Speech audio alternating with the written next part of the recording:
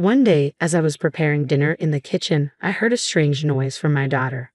"Mom, oh no, this can't be," she exclaimed. I quickly turned off the stove and rushed to the dining table where she was sitting. "What on earth is this?" I gasped in shock. To my surprise, there was a wiretap device on the table. Who could have done this, and why?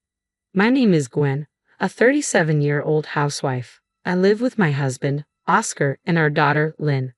"Mom, hurry up," Lynn urged.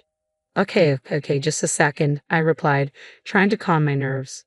Lynn is a 10-year-old elementary schooler who loves swimming and never misses her weekly lessons. Watching her grow into a kind and cheerful girl fills me with joy. The three of us, my daughter, my husband, and I, get along very well and live happily together. But life isn't without its challenges. Our main problem isn't with each other, but with my husband's mother, my mother-in-law. She and my father-in-law live just a 15-minute walk from our house. My mother-in-law dotes on her son and has always been uncomfortable with the idea of him not living by her side. At one point, she insisted that we move in with her. She was relentless, but I was determined to maintain our family's independence. My husband, fed up with her constant interference, told her firmly that we couldn't live with her. However, my mother-in-law didn't give up easily and repeatedly insisted on moving in with us. To appease her, we eventually compromised by moving into a house within walking distance of hers. My father-in-law helped convince her, and for a while, things settled down. Even though we lived nearby, my mother-in-law continued to intrude on our lives. During the holiday season, we always had to visit her because of the proximity. Despite my husband and I trying to maintain our distance, she would use the neighbors to pressure us. "Why don't you take care of your mother? Your wife isn't doing her duty. Your mother is in pain, and she went through so much to give birth to you. As the eldest son, it's your responsibility to care for your parents," they would say, echoing her sentiments. Each time, we ended up having to go to her house to keep the peace. I wished she would be as kind to me as she was to her son, but she saw me as an enemy. Every time I saw her, she would pick on me. "When you're feeding Oscar such terrible food, I can't believe it. I feel sorry for him. I wish I could cook for him every day," she would sneer. "Mom, how can you say such things?" "Stop it." My husband would always defend me, but her persistence never waned. "How can it be that you've been married for 2 years and still haven't had a baby, Gwen? I think you might be infertile," she once said, shocking me with her cruelty. Even my husband was furious. "Mom, enough. We're not in a rush. Besides, having a child is a blessing, not something you can force. Don't assume Gwen is infertile based on your feelings. It could just as easily be me," he retorted, with my father-in-law backing him up. "Oscar's right. You can't predict when you'll be blessed with a child. Don't look down on Gwen just because you had a baby early," my father-in-law added. My mother-in-law finally calmed down after their intervention, but the peace was short-lived. Soon enough, she resumed her bullying. When our daughter was finally born, my father-in-law was overjoyed to welcome his first granddaughter. I hoped that having a grandchild would soften my mother-in-law's attitude, but her reaction was far from what I expected. "What? It's not a boy? Are you kidding me? It's your duty to give birth to a boy since you married the eldest son," she complained, completely disregarding the joy of the occasion. After all the pressure she had put on us to have a child, she now had the audacity to complain because our baby wasn't a boy. My husband and father-in-law were equally appalled by her behavior. It became clear that she simply disliked everything about me. As our daughter grew, my mother-in-law showed little affection for her, and Lynn, even as a child, sensed that her grandmother didn't like her. As a result, she became attached only to her grandfather. Seeing this, my mother-in-law's anger grew, and she began to treat both my daughter and me even worse.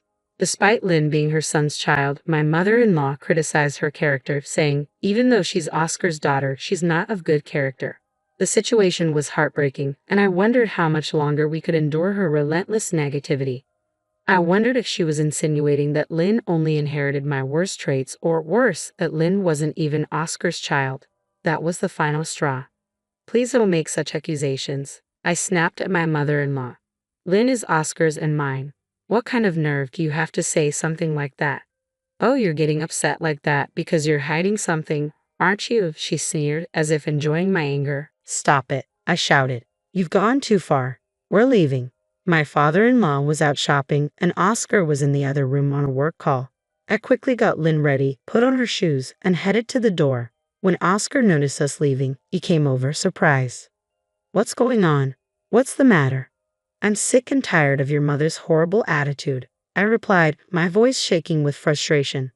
Did Mom say something again? She started questioning if Lynn is really yours. What? She said what? His face turned red with anger, and he called out to his mother. Mom, are you serious? How can you say such a thing?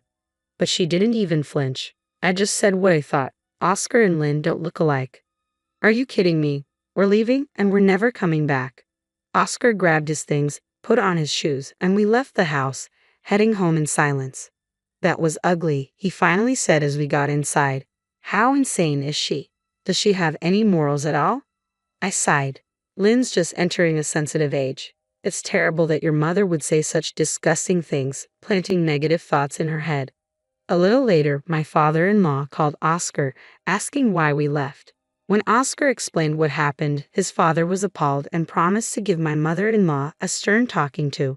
But despite their anger, my mother-in-law never stopped bullying me. I was sure she'd continue to find ways to annoy both me and Lynn.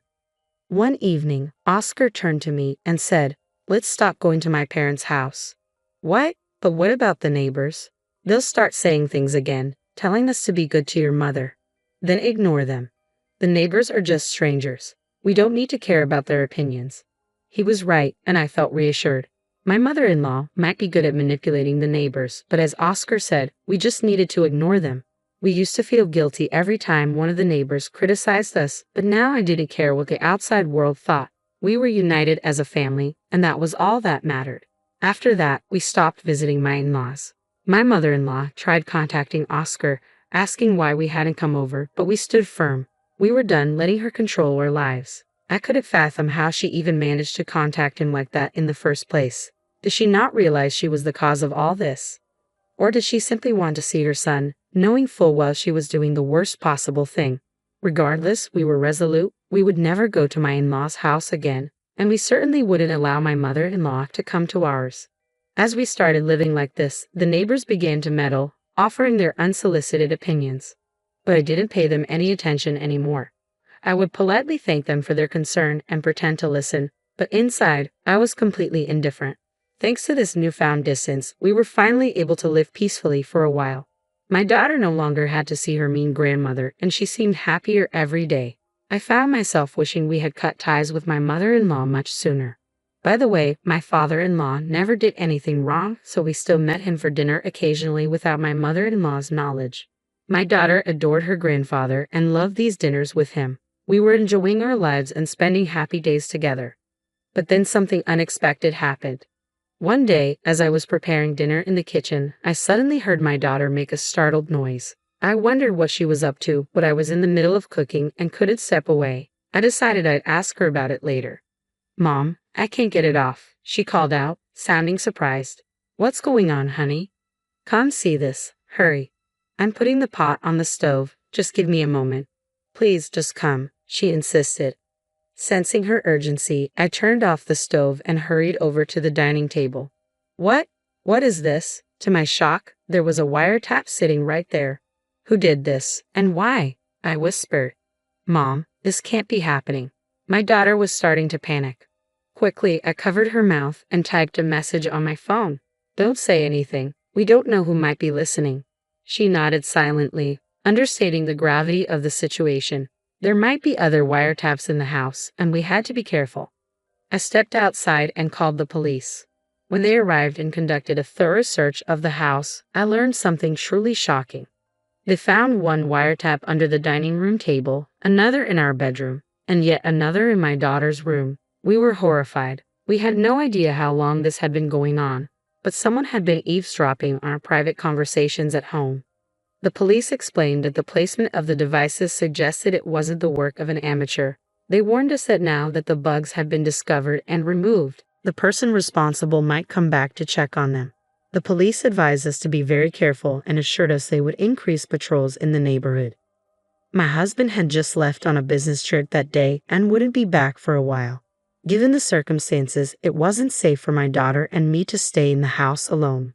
We decided to stay at my parents' house until my husband returned.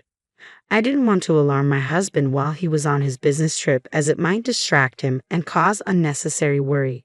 I decided it was best to wait until he got home to tell him what had happened. My parents were deeply concerned when they heard that our house had been bugged. They were furious that someone would do something so vile and insisted that whoever was responsible needed to be caught as soon as possible. My daughter was also very upset and scared. "Mommy, I forgot my stuffed bunny," she said, her voice trembling. "Oh, you did," I replied gently, noticing how close she was to tears. She always slept with that big stuffed rabbit as her pillow, and in her current frightened state, there was no way she'd be able to sleep without it. Seeing her distress, my father immediately suggested we should go and get it for her. "I'll go with you," I agreed. "Thanks, Dad," I said, grateful for his support. Together, my father and I returned to the house. We were both on edge, aware that someone could be lurking around. Moving cautiously, we entered the house and retrieved the stuffed animal from my daughter's room. Just as we were about to leave, we suddenly heard the front door unlock. My father and I froze, covering our mouths to stifle any sound. Footsteps echoed down the hallway, and my heart raced so fast I thought it might burst.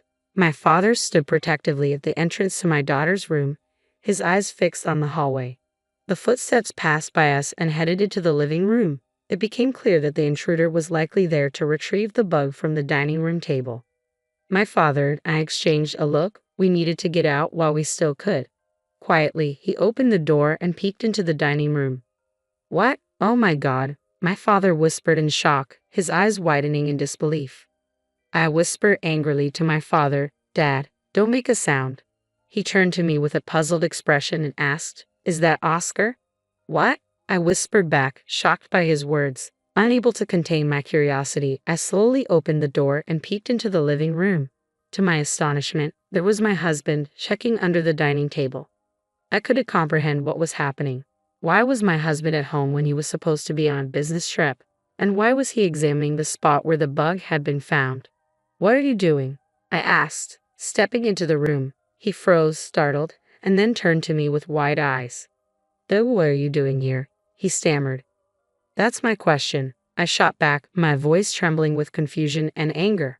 "I thought you were on a business trip. What's going on here, Oscar?"